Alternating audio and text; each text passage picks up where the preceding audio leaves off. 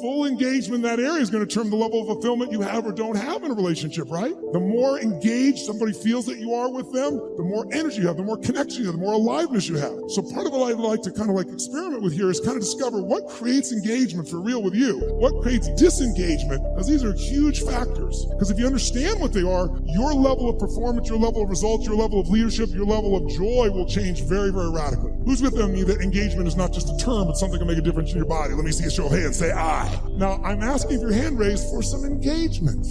Because here's what research shows. If you listen to me passively as I'm talking here, guess what? Within a month, you just listen, sit passively. Most of you are doing it. There's nothing wrong with it. It's what you've been doing your whole life, what you've been taught to do. You'll remember about 10% of what I say 2 months from now, which basically means you wasted your time today and I wasted mine. 10%. How many came here because you want to learn something, do something, change something, make something stronger or better? Say I. If that's true, then if all you do is take notes, which I don't see anyone barely doing, thank you very much, a few of them. I stand corrected and nudge the people on either side. What's wrong with you, bitch? Come on, where's the notes? Right? Because I don't know anybody who's got that great a memory. In my entire life, I've kept journals. Because here's what I learned early on. Writing it down, if I never look back and read it again, the physical act of writing it down drives the groove deeper. Repetition is the mother of skill. You look at anyone who's masterful. Why are they masterful? Why can LeBron James do what he can do? Because he's done it a few million times, right? You know, Kobe will go out and make 300 shots before he will leave that floor every day. 300 shots. The same freaking activity. Most people in tech world, I heard that story, I know that thing, yeah. If you're not doing it, you don't know shit. You understand. And understanding in $3 will almost get you a Starbucks. If you're going to master something, you need to get the repetition where you get it in your body and you bring emotion to it. And enough motion, enough repetition, it gets in your body, and now it becomes physical mastery. You don't think about it and you just do it. Mastery is tying your shoes. Most of you can do this, chew on some gum, send a text simultaneously. Not some people leave their tongue out while they're doing it. You get the idea. If you do something enough, and you're confident enough, you're certain enough it's in your body. That's mastery. So I'd like to see if we couldn't get to a different level of mastery in this. And what I'm going to ask you to do is, by the way, if you listen and take notes, just write those notes down or you type them in, whatever you do. Research shows you'll retain about 40 to 50% of what's been said. For the future, I'd highly engage or encourage you to do that. Now might be a good time. There are other types of goals to consider. Family goals, social goals, lifestyle goals. This is pretty heavy homework, but remember, whether or not you do your homework shows up in the marketplace as well as in the classroom. After you have determined which of your goals are 1 year, 3 year, 5 year, and 10 year, and after you've made certain your list includes economic goals, things, and personal development goals, I want you to go back to this list again. Now pick out the 4 most important 1-year goals, the 4 most important 3-year goals, the 4 most important 5-year goals, and the 4 most important 10-year goals. Those 16 goals will give you plenty of work for now. Get out some more paper, and in a brief paragraph, describe each goal. How high, how long, how much, what size, what model, what color, for example. Also describe why it is important to you. This is a process where you either talk yourself into it or talk yourself out of it, which is good. When you're unclear as to why something is important, usually you put only half-hearted effort into it. What you want is a powerful motivator, but the reason why you want it is an even more powerful motivator. It has greater pull. Has there ever been anybody in your life who made you feel special like that? Like when you were a little boy or a little girl, maybe it was your grandmother, your mom, your dad, a school teacher, a coach. Is there somebody in your life, they just kind of knew there was something about you? How many of you have that person? You can just picture them. I don't care who it was.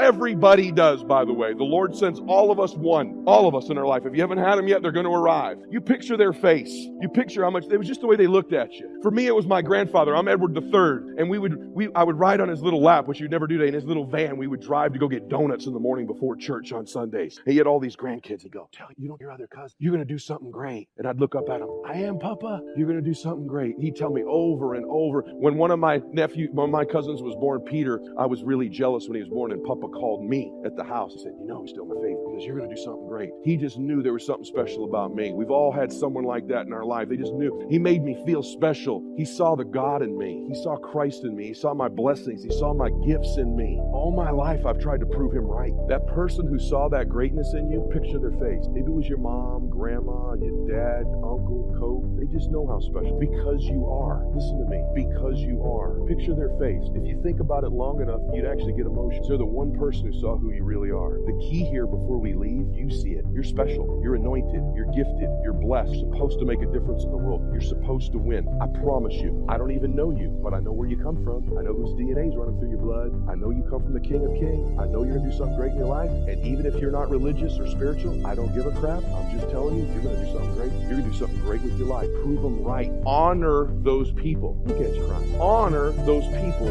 with your life. And Elijah has this moment. He's been exposed to your life. Exposure is the first step to transition. You can't change if you haven't been exposed. People who know better do better. He was exposed to the mantle, and all of a sudden he can no longer stay where he was before. And that is a Kairos moment, a powerful moment in the kingdom. When you're exposed to a ministry or a man of God or a woman of God, and all of a sudden you cannot be who you were before, that is a divine moment of God. It has nothing to do with money. It may require relocation. It may require being out of your comfort zone. It may require downsizing, but you're called to it, and you start boiling stuff and burning stuff and kissing your mother and father goodbye. It's stronger than a natural blood tie. It's stronger than a DNA. It'll pull you out of the church that your whole family was in, but you gotta go because something has happened in your life, and you can't stay in the first church of the Frigidaire because you've been exposed to a realm of glory. It has nothing to do with ethnicity. It'll make black folks hook up with white folks. It'll make white folks hook up with black folks. It'll make intelligent folk who get behind folks that are illiterate, but they're anointed and gifted. It'll make you give up your position, take a downside to be in the center of his will because you've been exposed to a realm of glory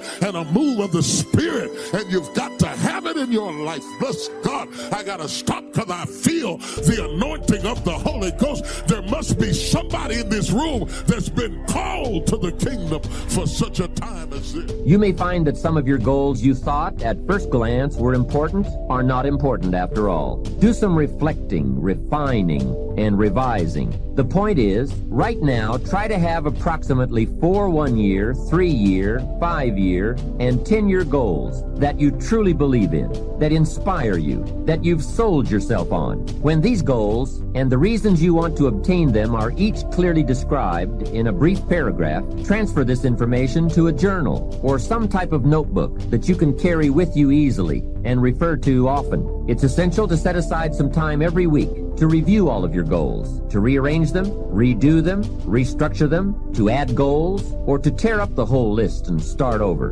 Goal setting is not something you do just once. It's a continual process. Also, you must constantly check your progress toward your goals. You don't want to fall too far behind on, or worse, lose sight of, your important goals. Now, just as important as your long-range goals are your short-range goals. Your goals for tomorrow, next week, next month, 6 months from now. These are goals you can accomplish within the next year, the immediate future. We call these goals confidence builders. When you work hard, burn the midnight oil, and accomplish these little things, it builds your confidence to go for your long-range goals. Write down in your notebook or journal all the little things you would like to have or accomplish in the next year. How you set up this list is up to you. You might want to break it down by week or by month. Set it up in whatever way works well for you. Part of the fun of having a list is being able to check off something as obtained or completed. Every week, try to check off at least one thing on your list of short-term goals. And when you are able to check off something major, something on your list of long-range goals, celebrate. Make winning joyful. Congratulate yourself. It is very important to celebrate progress. We grow from 2 experiences. One is the joy of winning, and the other is the pain of losing. Here's what that also means. Make losing painful. Put it on yourself. If you set something up, fooled around, didn't pull it off, put it on yourself. And get around people who will help in this area. Hey, don't join an easy crowd. Go where the expectations are high, where the pressure to perform is high. It's how we grow. I'm certain that part of the reason why people let goal setting slide is because it is a lot of work. As I said, you'll be constantly revising your lists of short-range and long-range goals, rearranging them, refining them, redesigning them, establishing different priorities, adding new goals, perhaps deleting others. It's interesting that so many people work hard on their jobs, but they don't work hard on their futures. They let that slide. Some people live such mediocre lives that at the end of the day, they don't know whether they're winning or losing. They just go through life with their fingers crossed.